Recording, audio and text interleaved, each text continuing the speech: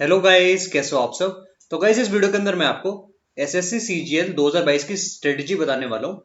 और pro players का मतलब वो लोग जिनको ऐसा लग रहा है कि उनका सीजीएल 21 या फिर सीजीएल 20 से सिलेक्शन हो सकता है, आपके प्रो प्लेयर्स की कैटेगरी में आ जाते हैं। अब अगर आप इस कैटेगरी में हो, यार एक चीज तो मैं मान के चलूंगा, अगर आपने सिलेक्शन, आपको लग रहा है कि आपका हो जाएगा, तो जो मैथ्स और इंग्लिश पोर्शन है ये आपका स्ट्रांग रहा होगा या फिर स्ट्रांग है। ठीक है। अब अगर ये दो सेक्शन आपके स्ट्रांग हैं, तो आपको इनमें फिर से सिलेबस नहीं पढ़ना। एक बिगिनर से ज्यादा एडवांटेज जो आपके पास है वो ये है कि आपको सिलेबस नहीं पढ़ना। ठीक है, सिलेबस आप लोग मत करना। आप लोग केवल जो मॉक टेस्ट दोगे ना, तो भी आप मॉक टेस्ट दोगे, बस उतना ही करना है। उससे आपको जो मैथ और इंग्लिश होगा वो रिवाइज होता रहेगा बीच बीच में। ठीक है। कभी आप देखोगे मैथ्स में आपको कोई ऐसा ऐसा क्वेश्चन मिल जाएगा अच्छा जो आपको नहीं आता होगा, वो आपका कोई वीक लिंक होगा तो उसको कवर कर देगा। इंग्लिश में आपको दो तीन चीजें ऐसी पता चल जाएंगी हर एक मॉक के अंदर जो आपको शायद पहले से ना आती हो। तो अलग से सिलेबस करने की कोई जरूरत नहीं है। केवल मॉक टेस्ट देना मैथ और इंग्लिश के लिए, इसके अलावा कुछ नहीं करना। क्या, क्योंकि आपने रिसेंटली, अगर गैप ज्यादा होता, जैसे मेंस आपका हो रहा है अगस्त में आपका मेंस हुआ, फिर अगला जो प्री हो रहा होता, और होता लेट्स सपोज जुलाई में, तब तो मैं कहता कि आपको फिर से करना पड़ेगा तब जाकर, क्योंकि आप उसके टच में नहीं रहोगे। पर अभी क्योंकि ड्यूरेशन कम है, ठीक है, आपको पता है कि दिसंबर में, तो क्योंकि यहाँ पर टाइम ड्यूरेशन काफी कम है, आपके जो सब्जेक्ट है ना तब भी अच्छे ही रहेंगे अगर आपने सीजीएल 21 मेंस की तैयारी करी है तो। ठीक है। तो मैथ्स और इंग्लिश में आपको ज्यादा लोड नहीं लेना। आप केवल अपना जो आपके पास है वो रिवाइज करते चलोगे, मॉक टेस्ट देते चलोगे, तो आप ऑटोमेटिकली दोनों के अंदर अच्छे नंबर लेकर आओगे। 45 प्लस बोथ में आपको स्कोर करना है, ये आपका टारगेट होना चाहिए, और इतना बहुत आसानी से मैनेज कर सकते हो, कोई आपको लोड लेने की जरूरत ही नहीं है। ठीक है, आगे बढ़ते हैं। देखो, एक्चुअल में जो प्रो प्लेयर है उसको ज्यादा कुछ करने की जरूरत है भी नहीं, और मैं उसको कुछ बता दूं ऐसा जो उसके काम ना है तो कोई मतलब नहीं है उसका। रीजनिंग, इसमें मैं मानता हूँ कि आप और इम्प्रूव कर सकते हो। ठीक है, जैसे इस बार आपने सीजीएल 21 का प्री पेपर कर दिया, आपकी रीजनिंग में केवल 40 ही नंबर आए, तो आप ये जरूर कर सकते हो कि आप इनको बढ़ाकर 47.5 तक करो या फिर 50 तक करो। इतना आप कर सकते हो। ठीक है, तो वही बात होती है कि आपको शायद लग रहा हो कि आपके प्री में 10 नंबर कम रह गए, तो वो यहाँ से कवर कर सकते हो, दो तीन नंबर आप जीके में कवर कर लेना। ठीक है, ये ऐसे कवर होते हैं नंबर। ऐसा नहीं है कि हर बार 50 आएंगे, कभी 47.5 आएंगे, कभी हो सकता है 45 भी हैं। इसमें आप काम करो, पूरा समय इसको दे सकते हो। ठीक है, जैसे आप 2-3 घंटे रीजनिंग को चाहो तो दे सकते हो, वो आपके ऊपर मैं छोड़ रहा हूँ वो, क्योंकि आप प्रो प्लेयर हो तो आपको बताने की ज्यादा जरूरत है भी नहीं। अब आते हैं जीके पर। अब दिन में अगर मैं मान के चलूँ कि आप 6 घंटे पढ़ने की प्लानिंग कर रहे हो, अगर आप 6 आवर्स पढ़ने की प्लानिंग कर रहे हो, उसमें से मैंने मान लिया कि जीके को आप लोग दोगे 2 आवर्स। आप इसलिए दे सकते हो क्योंकि आपके पास कुछ और करने को है नहीं। अब ऐसा तो है नहीं कि आपको मैथ एकदम बेसिक से पढ़ना है या फिर इंग्लिश बेसिक से पढ़ना है। तो जो समय है वो उसका मेजर पोर्शन आप जीके को भी दे सकते हो। जैसे मैंने बोला कि आप 2 घंटे रीजनिंग को दे दो। रीजनिंग में आप ऐसे बन जाओ कि आपके सामने कहीं से कोई भी लॉजिक उठा के वो दे दे टीसीएस, तो आप उसको सॉल्व कर दो। बहुत आड़े तिरछे लॉजिक होते हैं ना, आप उनको भी पकड़ लो, इस लेवल तक आप रीजनिंग में पहुंच जाओ। सेम जीके में आप करो कि 2 घंटे पढ़ो, या फिर ज्यादा पढ़ सकते हो ज्यादा पढ़ लेना।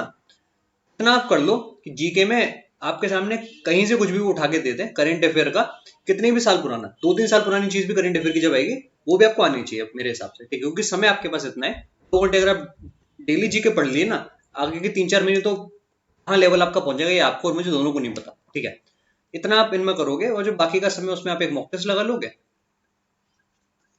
एक मॉक टेस्ट लगाना बहुत है, और फिर उसका एनालिसिस कर देना। खास मैथ और इंग्लिश पे अलग से काम करने की आपको जरूरत नहीं है, उतने से आपका रिवीजन हो जाएगा, क्योंकि बहुत सारी मैथ और इंग्लिश आप यार ऑलरेडी पढ़ चुके हो। ठीक है, रीजन आप लोग समझना, तो आपने मेंस दिया है किसका, उसमें ऑलरेडी बहुत मैथ एंड इंग्लिश आप कवर कर चुके हो, इसलिए दोबारा आप उसको पढ़ोगे तो बहुत बोरिंग भी होगा, और कोई इसका ज्यादा एफर्ट का रिजल्ट भी नहीं निकलेगा। ठीक है, तो इन पर थोड़ा काम करो, इनमें ट्राई करो कि 5-5 नंबर ज्यादा स्कोर करो। 5-5 अगर आपने इनमें ज्यादा स्कोर कर दिया ना, तो आपका ऑटोमेटिकली प्री का स्कोर 10 नंबर बढ़ जाएगा। मेंस में तो अगले साल आप और अच्छा फोड़ ही दोगे। ठीक है, तो प्रो प्लेयर को टेंशन नहीं लेनी है, क्योंकि pro player already pro player है। ठीक, इसलिए उसको ज्यादा कुछ नहीं सोचना है। और ऐसा नहीं है कि मैं जो बता रहा हूँ वो चीज फॉलो करनी ही करनी है, आप चाहो तो रिलैक्स भी कर सकते हो, वो मैं आपके ऊपर छोड़ रहा हूँ। ठीक है, रिलैक्स भी कर सकते हो, आप चाहो कोई वेब सीरीज देखनी है आप वो भी देख सकते हो, क्योंकि एक रिलैक्स्ड माइंड बहुत अच्छा परफॉर्म करता है। और इस बार जब आप पेपर देना ना, तो आप बिल्कुल स्ट्रेस मत लेना, क्योंकि एक बार आपने स्ट्रेस में पेपर दिया और आपको देखा होगा कि आपके 5 नंबर स्ट्रेस ने हटाए होंगे। स्ट्रेस की वजह से या फिर पेपर में एंग्जाइटी की वजह से आपके 5 नंबर कम हो गए। जब आप रिलैक्स होकर दोगे ना तो वो ऑटोमेटिकली आपके 5 नंबर ज्यादा आ जाएंगे पेपर के अंदर। और ऐसा कोई रॉकेट साइंसेस में नहीं है कि ऐसा कोई मैं रूल आपको बता दूं कि जो नंबर 160 है, जैसे 160 अगर मैं मान के चलूं रॉ स्कोर है, या फिर 155 ले लो, 155 एक रॉ स्कोर है। अगर आप प्रो प्लेयर हो, मान के चलते हैं कि आपने इतने नंबर इजली सारा स्कोर करे, ठीक है। अब ऐसा नहीं होगा यार कि रॉ स्कोर 155 का 185 तक हो जाएगा, वो तो नहीं होने वाला, क्योंकि एक जीके का हर्डल होता है ना, तो उसको आप तोड़ नहीं सकते ऐसे इतनी आसानी से। आप ये जरूर कर सकते हो कि आप इसको खींच कर 165 तक ले जाओ। इतना आप टारगेट कर लो कि 165 तक रॉ स्कोर आपको खींच के ले जाना है, ठीक है। उसमें जो सब्जेक्ट में आपके नंबर नहीं आ रहे हैं वही आपको इंप्रूव करने हैं। अब जैसे मान के चलूं कि आप प्रो प्लेयर हो और आपने सीजीएल 21 दिया, 4 सेक्शन है, 1, 2, 3 और 4। अब आप बस ये देखो कि आपके पिछली बार के सेक्शन में कितने नंबर है। पहला सेक्शन मैथ का, उसमें आपके नंबर थे 45। दूसरा सेक्शन इंग्लिश का, उसमें आपके नंबर थे 40। तीसरा सेक्शन जीके का, उसमें आपके नंबर थे 22। चौथा सेक्शन रीजनिंग का, उसमें आपके नंबर थे मान लेते हैं 45, ठीक है। अब प्रो प्लेयर हो ये मैं मानता हूं। अब करो आप ये, अब ये देखो कि कहाँ कमी रह गई, तो बताओ मुझे कहाँ पर कमी रह गई।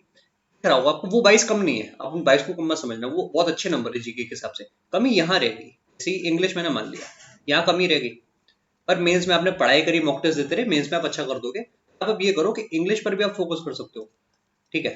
जहां पर कमी रहेगी वो चीज आपको इंप्रूव करनी है, कुल मिला के बात की है। पर जनरली होता है क्या ना कि आप अगर आपने मेंस की तैयारी कर ली है तो कमी आप इधर थोड़ी सी बिल्ड हो जाएगी। अब आप देखोगे, आप जीके का जब मॉक टेस्ट में आप जीके के नंबर देखोगे तभी 22 नहीं आएंगे, ये हो सकता है आपके 15-16 आ रहे हो बहुत टाइम देने के बाद, ठीक है। और रीजनिंग में हो सकता है कि आपके नंबर 40 के करीब आ रहे हो, तो वहां पर आप थोड़ा इंप्रूव करो। वरना आप ये सोचते रहोगे कि 2 सब्जेक्ट अच्छे हुए तो 2 सब्जेक्ट खराब हो गए, तो वो ना लगे आपको। उन 2 पर भी आप काम करो, और फिलहाल इतना ही करो, ठीक है। इतना करो, आप मॉक टेस्ट देते रहो। अगर आपने प्री से पहले, अगर आपने सीजीएल 22 प्री से पहले एटलीस्ट 50 मॉक टेस्ट दे दिए, और अगर आप प्रो प्लेयर पहले से हो, तो मैं आपको लिख के दे रहा हूं कि आपका जो रॉ स्कोर होगा,